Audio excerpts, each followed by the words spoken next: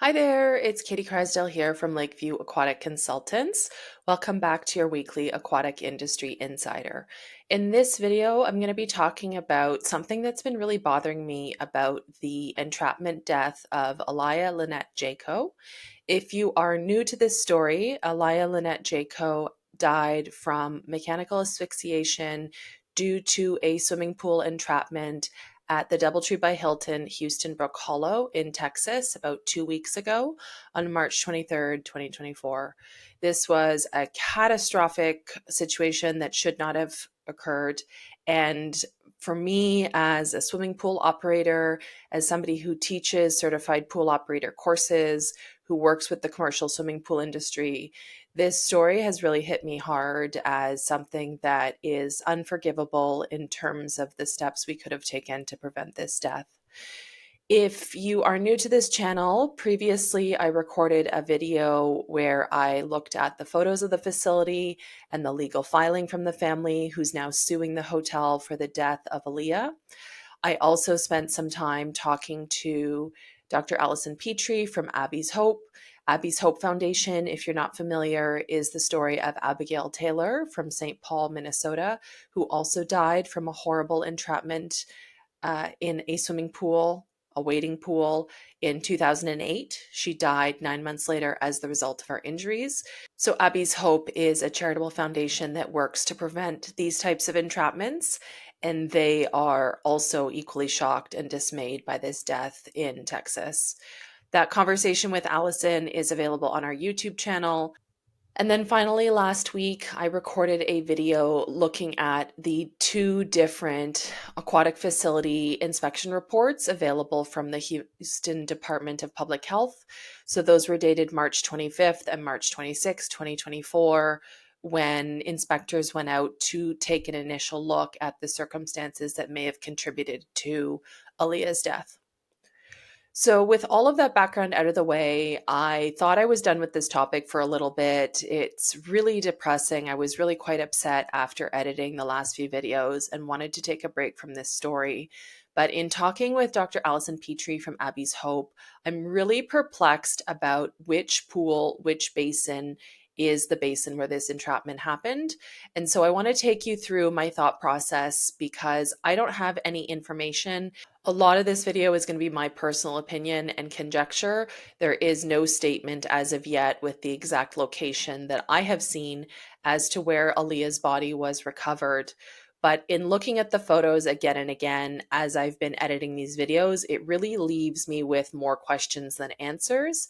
And I thought the easiest way to explain this would be with the benefit of photos. So there's a variety of photos that I've downloaded from the internet regarding this property. This property had a name change recently. I believe it was previously called the Grand Tuscany. It may not have been a Hilton property. There's not a lot of details about that, but that does explain why it was difficult for me to find a lot of photos on the internet in terms of TripAdvisor, Expedia, Hotels.com, Google My Business. Usually a hotel that's been open for an extended period of time has a lot of user photos uploaded. But if you're a new property or you've recently rebranded, that would account for why there was a very minimal amount of photos. So I have some photos here on the screen that I've taken from the internet. These all predate Aliyah's death, and so they may not reflect the pool as it was at the time of the incident. One of the other considerations that we have is the inspection reports from March 25th and 26th. At least one of them, I believe it's the one from March 26th, talk about the pool being open without a permit. So whether there was a renovation, a retrofit, a change in ownership, a change in name, all of that would precipitate the cancellation of the previous permit. And so one of the basins, one of the structures was operating without a permit. I'll suggest that you go back to that video to watch that discussion. We don't currently know if the pools are plumbed together or separately, but I wanted to start with this photo because it gives you an overview of the pool area. News reports allege that Aliyah drowned in the lazy river. So what we can see from this video is that there is a perimeter lazy river in a courtyard type of area at the hotel. And so when I say lazy river, it is a narrow basin where the water is circulating. It's not clear from the photos. There's not a lot of photos of the interior basin if there was actually a current system or not, whether there was a secondary pump to push the water the way you might go to a lazy river at a water park and sit on a tube, and there is a secondary current to move the riders through the system that is completely separate from the pool's overall circulation. So looking at this photo, we can see the lazy river is around the perimeter. And what I want to highlight as well from this photo is what I believe is called the quote, small pool. So the small pool is behind this waterfall, this rock wall. So here's a photo from another angle which shows the what I believe is the quote small pool. It is this smaller basin that is immediately adjacent to a waterfall. That's how it's been described by other people. That's how it's described in one of the inspection reports in terms of some stonework damage. So we can see that there is this perimeter lazy river and then this smaller pool. Here is a close-up angle on that small pool. And this is basically where I got really in my head last week after editing the inspection report video. I don't believe Aliyah died in the small pool. That is where there seems to be a lot of confusion. My own personal opinion is that Aliyah did not die in this small pool. And the reason for that is a couple of things. The first, I want to highlight this sun shelf, which is in front of us. I apologize, the photo is not very high quality, but you're just going to have to trust me that this is a sun shelf because in one of the reports it is stated that one of the openings does not have a cover. So this is a shallow area where kids can play, or people can suntan, take selfie photos, and then we can see this dark area, graduated steps where there is a trim on the edge of the step to mark the edge of each step. And then there are some bubblers or there's some other water features located here in this shallow area. We have an accessibility lift. It appears possibly that there is some sort of pass through, perhaps not from this shallow pool, but that in the lazy river, there is a connector up to this wall that allows, if I'm hypothesizing here, if this is a waterfall, the water passes up and over and it is received in the trough on the rear. But the main thing I want to highlight from this photo is that I do not believe that Aliyah died in this basin based on the shape and the depth of the basin. So as I have noted, this is a shallow area up here where people will enter. They will step from the deck onto the shallow area where the water will be around their ankles. They will move forward a few feet, proceed down some stairs, and then be in the deepest part of this pool. We can see a skimmer potentially over here with this black gap over on one side. But the thing I want to highlight from this photo is the angle, the 90-degree angle here of the corner of the pool. Here is another photo of the quote small pool. It is a little bit higher quality photo, so we can better see the shallow area of the sun shelf. We can still see the water features. We can still see the accessibility lift. It is unclear from this angle if there is a pass-through, as I mentioned, at the bottom of the brick wall, but we can see the same shape around the rear where the water would fall into a trough area for the waterfall. We can see these openings on the deck, which generally can indicate a skimmer, so a box opening in the wall that the water is passing through. These skimmer lids allow the pool service technician or the operator to lift the lid and clean out the basket or the weir that is inside the skimmer. Again, I want to highlight the shape of this pool, these 90-degree angles. So flipping now to this photo regarding Aliyah's recovery, this photo is taken from EquiSearch, which was the organization that was called in to recover Aliyah's body. They did have to locate her by placing a camera on a pole, which they put inside the pipe. They determined that Aliyah was inside the pipe, and then it appears that they excavated the pool deck. They broke open the concrete to access her body in the pipe. This is the only photo that I have seen which shows us where her body was located, and this is the main thing that got me curious as to where she died. This photo does not show a 90-degree angle. So if we compare it to the photo that we just saw of the quote small pool, I do think we can say that Aliyah did not die in the small pool because the angle of this basin does not correspond to any of the angles that we saw in the previous pools. I also want to notice that there is this tile trim at the waterline. So that is located throughout multiple areas of the pool. And I also want to take note of the depth. So this is an adult male. It's not a high quality photo because it's based on a screenshot, but I do want to highlight that this adult male is crouching in the water and has a pole inside of a pipe. This would not be possible on the sun shelf. This has to take place in an area where the water is deep enough for him to be essentially, they've drained it down to the opening, but he is in, I believe, the lazy river. So if we go back to the previous photo for a moment, this is how I'm confirming that I do not believe she died in the small pool based on the geometry of the basin. So the man is not standing anywhere near the sun shelf, which eliminates this shallow end entry area. And I do not believe that he's standing near the waterfall because we would then see the waterfall in the photo. And also I would point out that the tile trim at the waterline is not present in the area of the waterfall. Now, with that said, we can start to see that tile trim is visible in the rear, whatever collection area is part of the waterfall, and we don't have a lot of good photos to speak to that. So this is a nighttime photo of the same facility. It doesn't show all four sides, but it does give us a good bird's eye overview. And I should also add these black arrows are because I clearly screenshot these photos from the internet. There were cases where I tried to download them without the arrows, but it did not leave a high resolution photo, so it was easier to screenshot and then expand. So from this photo, I want to highlight that I do think Aliyah died in the lazy river based on the angle of the lazy river at the corners. And that is best shown here at night with the LED underwater lighting. So if we look at these rounded corners where the lazy river is turning around, in my opinion only, these corners will align with the area where Aliyah was found.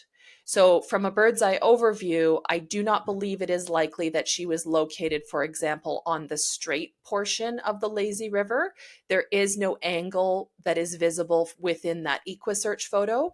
But as we can see at the corners where there are these land bridges located, and I'm going to come back to that here in just a second, these corners, the angle of the basin does align with the angle of the previous photo.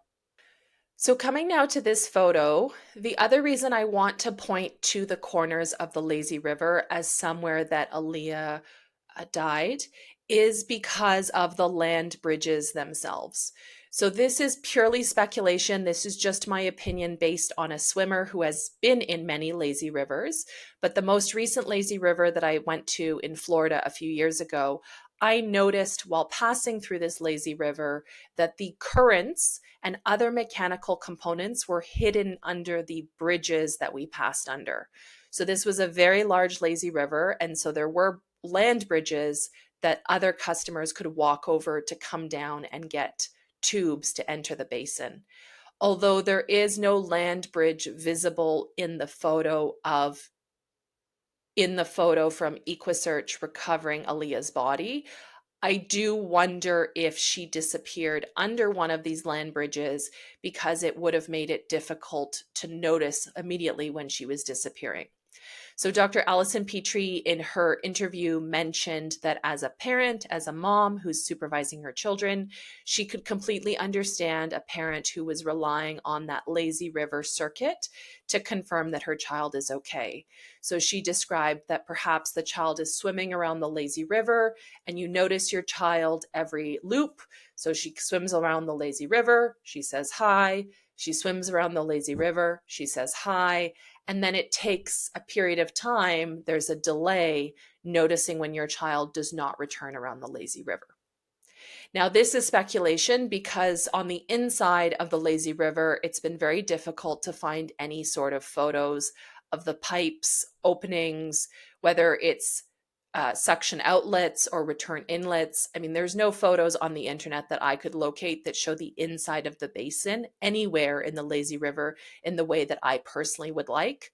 The only photo I could find is this one. Literally, the only photo I could find that showed somewhat the inside of the lazy river is this one. This one is very helpful. It is a individual's upload on Google, like a traveler photo. It shows a child in the water at approximately 3.5, 3 feet 6 inches. The water quality does not allow for us to see any sort of openings, but we can see the light that is visible here. We can also see the child in relation to this land bridge to go into the hotel. And so, in my personal opinion, I am wondering now if there was some sort of opening that was connected at one of these corners of the lazy river. So it was hidden away, it was squirreled underneath one of these land bridges, because the thinking being that it's less likely for kids or people to hang out under these dark gray areas.